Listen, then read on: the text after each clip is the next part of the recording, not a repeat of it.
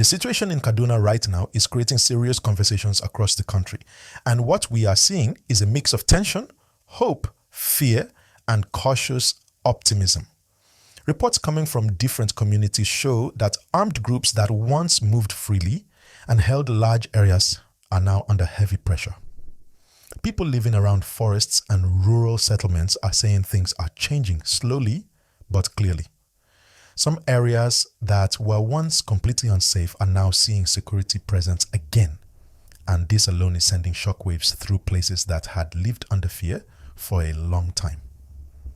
As you are listening to this, please remember to like this video and subscribe to the channel so you do not miss any important updates like this. Your support really helps the channel grow. For a long time, these criminal groups operated with confidence. They had routes, camps, hideouts, and supporters who feared them too much to speak. Entire communities adjusted their daily lives around this fear. Farmers reduced how far they could go to their farms. Parents worried about sending children to school. Traders planned journeys carefully or stopped completely. That level of control gave these groups power, and power allowed them to expand their activities. But now, something is shifting. Security pressure has increased, and communities are noticing that these groups are no longer as bold as before. Some of their known strong areas are no longer fully under their control.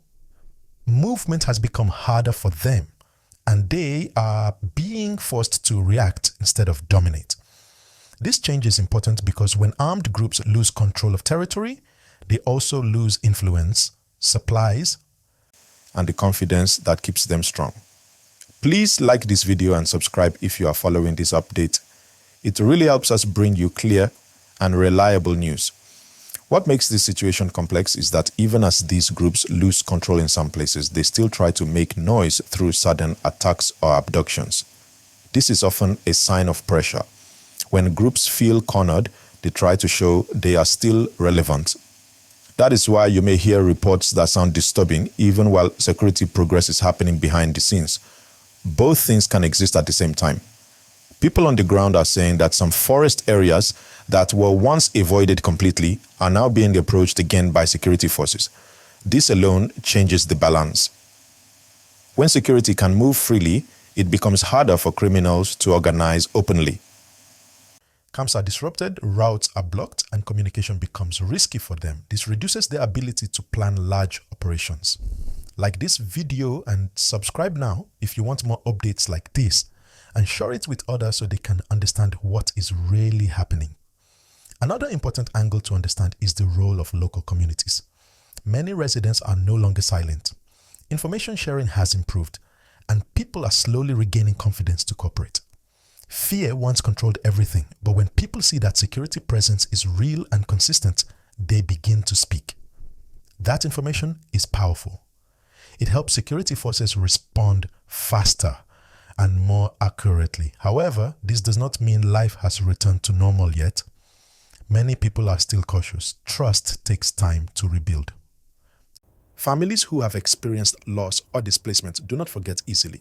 Markets may reopen, but people still look over their shoulders. Schools may resume, but attendance grows slowly. Healing is a process, not a moment. Please don't forget to like this video and subscribe.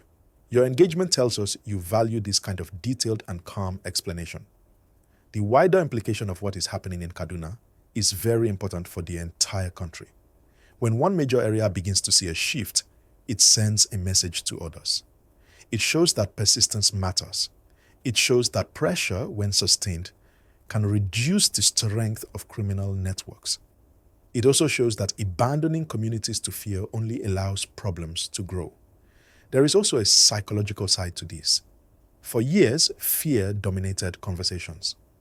Now, people are cautiously discussing hope, not blind hope, but careful hope. People are asking questions like, can we go back to our farms? Can children walk to school again? Can businesses plan for the future? These questions matter because they show a desire to live normally again.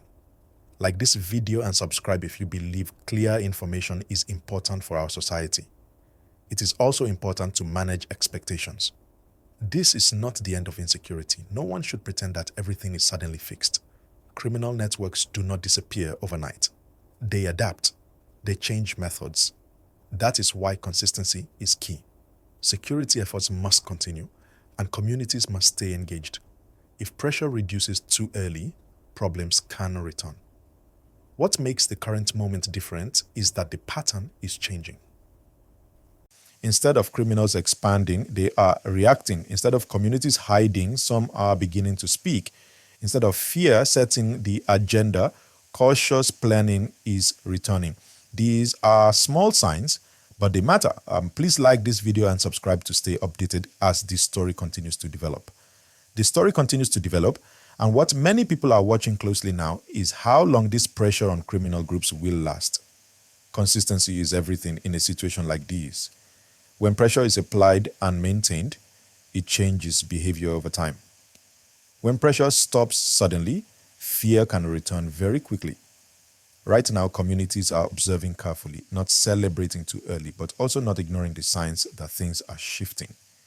As you continue listening, please like this video and subscribe to the channel. It helps this message reach more people who need clear and calm information. One important thing to understand is that insecurity does not disappear in one straight line. There are ups and downs. Some days feel hopeful, others feel worrying. That does not mean progress is fake. It means the situation is complex. When criminal groups lose control of large areas, they often try to regroup quietly. They move less openly, avoid large gatherings, and rely more on fear than presence. This is usually a sign that their influence is shrinking, not growing.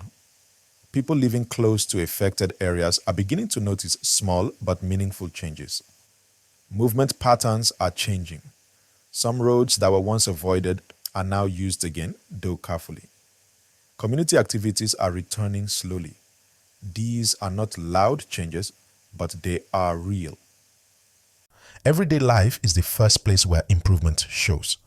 Please remember to like this video and subscribe so you stay connected as this story unfolds.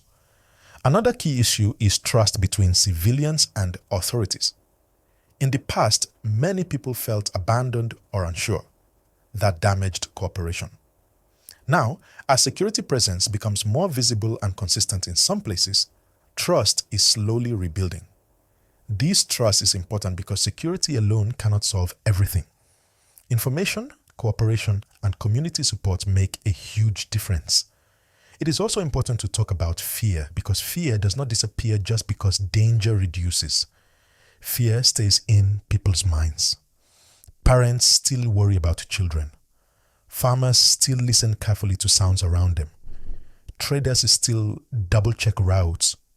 Healing takes time, and that process must be respected. Like this video and subscribe if you appreciate news explained with understanding and balance.